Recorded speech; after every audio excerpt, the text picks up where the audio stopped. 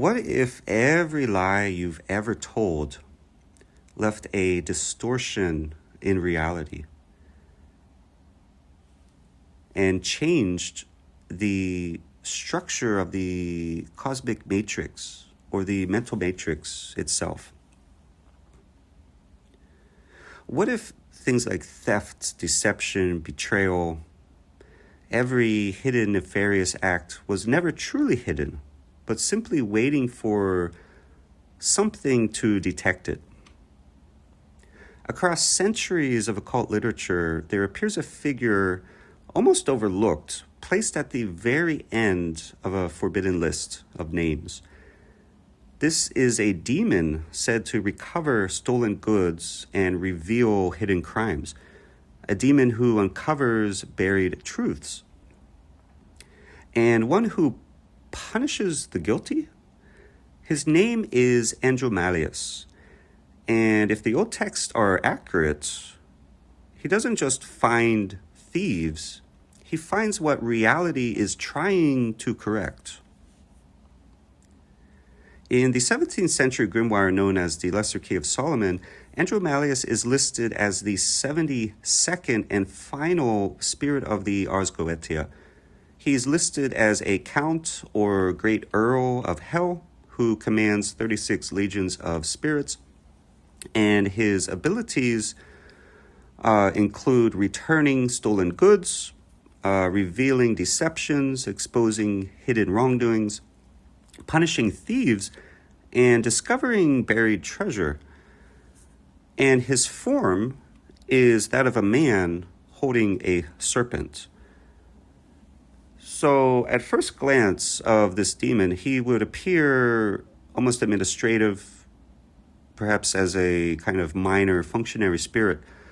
But that interpretation is missing something, because when viewed through the lens of infernal metaphysics, this is not just a simple demon of justice. Andromalius is a system. He is a system embedded within the cosmic matrix, within this reality, designed to do one thing: to identify, locate any kind of inconsistencies, instabilities, to reveal them, make them known and apparent, so that balance, harmony, and consistency can be restored. So imagine for a moment that our universe is not governed by morality as they teach in the right-hand path, but rather something much more simpler: consistency. In physics, we understand that systems strive for this. They need consistency. So they're always resisting contradiction. Energy is always finding balance with itself. Equations must resolve themselves. And anything that is unstable, that has instability, over time will inevitably collapse. Now, let's extend this idea beyond matter into human action. What is a lie? Andromalius would have us understand that a lie is not merely a false statement. It is an inconsistency, a structural inconsistency between what is and what is claimed to be. Okay, what is theft? Again, Andromalius would teach us that this is not merely taking an object. It is a displacement of reality, where something exists in the wrong place, supported by deception. Within Pluto Sophia, such distortions are not inert. They generate tension that leads to instability. Pressure begins to build, and that pressure requires resolution. And this is where Andromalius finds his entrance and his purpose. In sorcery, there are spells for attraction and protection. You have hexes and curses for destructive, malevolent purposes. But you also have corrective operations. And this is the domain that Andromalius governs. He brings light to shadow in order to let the truth reveal itself. So with Andromalius, the demonolator is aligning with a force that is identifying distortion and amplifying that instability so that it can be known and become apparent. And what will happen then is that the structure will break. So really what Andromalius is doing indirectly is forcing the structure to break.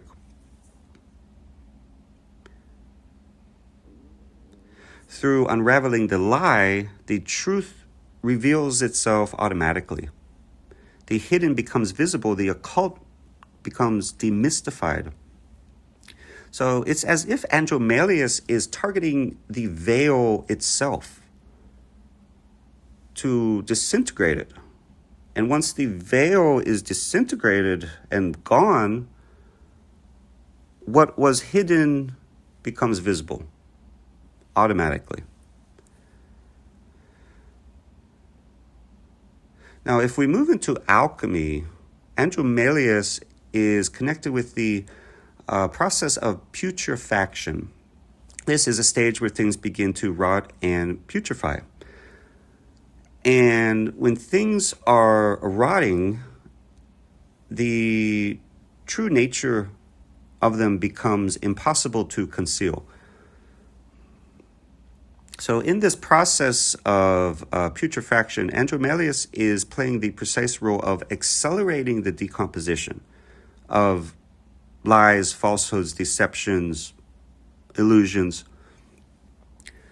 However, lies do not always dissolve cleanly, and they often decay and fracture over time, leaking inconsistencies as they do.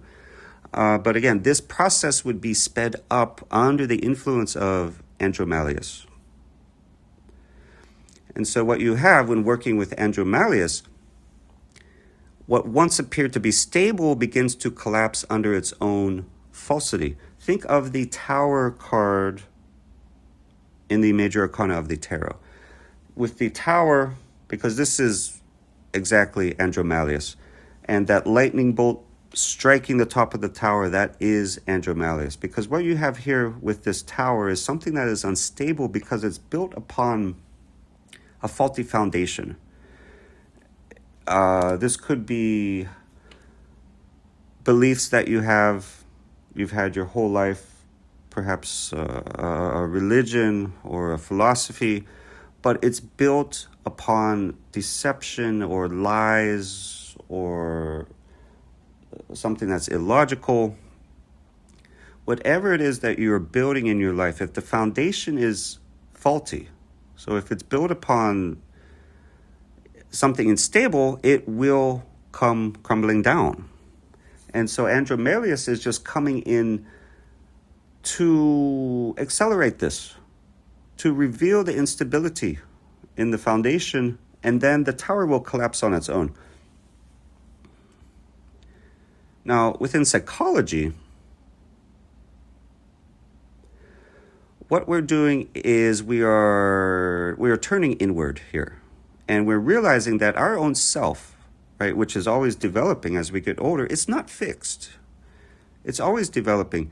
Our self is an ever-evolving narrative that is developed from our experiences, our perceptions, memories, how we interpret things, our justifications, all of our thoughts and fantasies, imaginings, as well as our shadow, the shadow aspects of ourselves.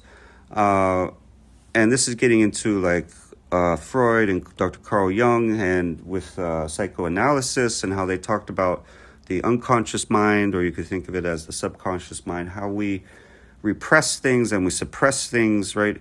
Either that they're too traumatic for us to deal with, so we push them down there. It could be desires or urges that we don't want to accept, memories we don't want to confront, so we push them down there.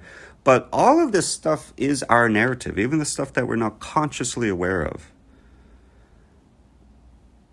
And yes, our own self contains distortions. A lot of who we are, now this will vary from person to person, and some will,